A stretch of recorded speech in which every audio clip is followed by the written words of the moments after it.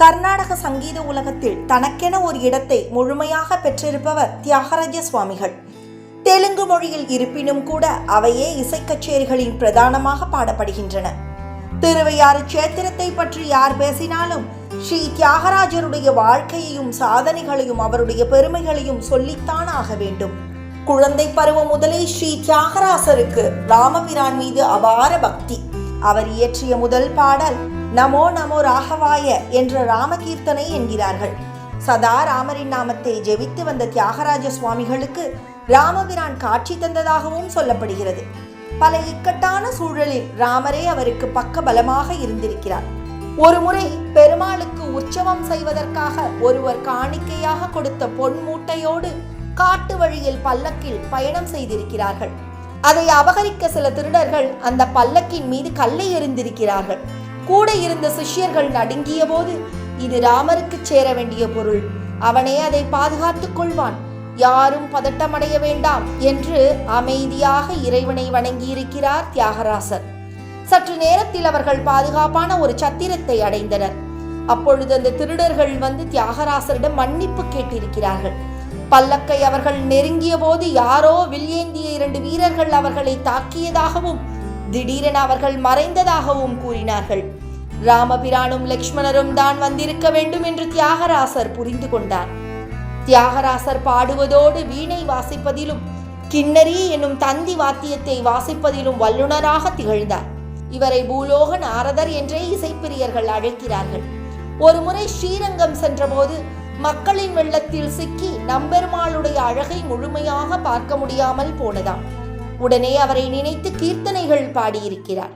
வீதி உலா சென்று கொண்டிருந்த இறைவனை அதற்கு மேல் தூக்கவே முடியாமல் சீர்வாரந்தாங்கிகளுக்கு உடல் மரத்து போனது போல ஆகிவிட்டதாம். எவ்வளவோ முயன்றும் யாராலும் பெருமாளை அசைக்க கூட முடியவில்லை. தியாகராஜ சுவாமிகள் நம்பெருமாள் முன் வந்து நின்று அவர் அழகை முழுமையாக ரசித்து கீர்த்தனைகள் பாடிய பிறகுதான் இறைவனின் வீதி உலாவை தொடர முடிந்ததாம். தன் இசை ஞானத்தை இறைவனுக்காக மட்டுமே பயன்படுத்திய மேதை தியாகராஜ சுவாமிகள். ஒரு முறை சரபோஜி மன்னர் தன்னை புகழ்ந்து அரசவைக்கு வந்து பாட அழைத்திருக்கிறார். அதற்காக ஏராளமான பரிசுகளையும் தர அவர் தயாராக இருந்திருக்கிறார். ஆனால் தியாகராசரோ நிதிசால சுகமா என்ற பாடலின் மூலம் இறைவனை பாடும் வாயால் பொருளுக்காக மற்ற யாரையும் பாடமாட்டேன் என்று பதில் கூறினாராம். தன்னிடம் இருக்கும் ஞானத்தை கற்றுக் கொடுக்க அவர் தயங்கியதில்லை. ஆனால் விலை பேச மறுத்தவர். இசைக்காகவே அவர் வாழ்ந்தார் என்பதால் தான் வருடம் ஒரு முறை அவர் வாழ்ந்து மறைந்த திருவையாறு தலத்தில் கர்நாடக இசை வல்லுநர்கள் ஒன்றாக இணைந்து ஸ்ரீ தியாகராஜ சுவாமிகளுக்கு இசை அஞ்சலி செலுத்துகிறார்கள். அந்த உற்சவத்தின் போது சுவாமிகள் இயற்றிய திருவையாறு பஞ்சரத்தின கீர்த்தனைகள் பாடப்படுகின்றன. இதில் முதல் பாடல் சூரியகுலத்தில் தோன்றி இந்த உலகத்து உயிர்களெல்லாம் இன்புற்று வாழ துணையாய் இருக்கும் சீதா மணாலனை போற்றி வணங்கக்கூடிய கீர்த்தனை.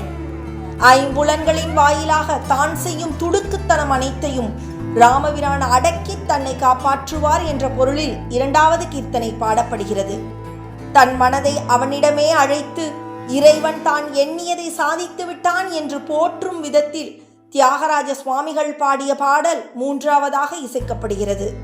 தினம்தோறும் ராமபிரானை மனதில் நினைத்து ஆராதனை செய்வோருக்கு எல்லாம் இனிமைதான் என்ற பொருள் படக்கூடிய கீர்த்தனை 4வதாக பாடப்படுகிறது. நிறைவான கீர்த்தனையின் மூலமாக இவ்வுலகில் உள்ள அத்தனை பேரருளாளர்களையும் வணங்குகிறார். அதிர்ந்து கூட பேசத் தெரியாத எளிமையான சங்கீத ஜோதி.